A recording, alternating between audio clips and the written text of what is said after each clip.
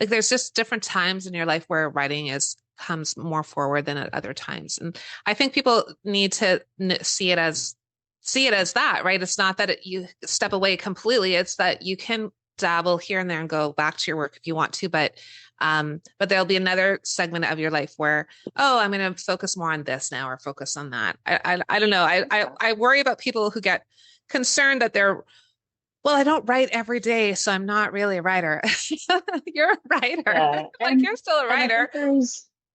think there's a bit of a misconception as well because of social media. Like the average age that of debut writers is actually quite old, like not old, but older.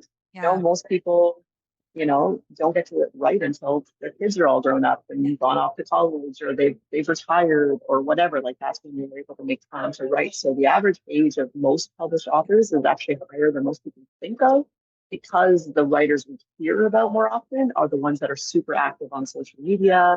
They're on TikTok and they're like all of these things.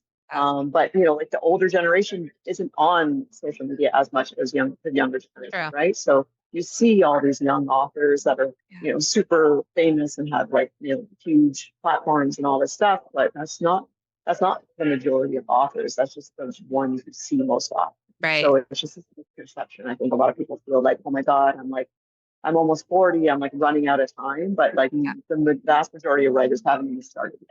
Yeah. And that's, Amazing. Yeah, that's actually incredible insight because that's true. I think there's so many of us who really didn't focus on it. Even if we were writing, like I wrote as a kid, I wrote as a teen, I kind of went away from it during my university and into my early working years. It took a long time before I actually started to focus on it again. So it just happens that way. Like you just have to flow with it, but you don't have to let it completely go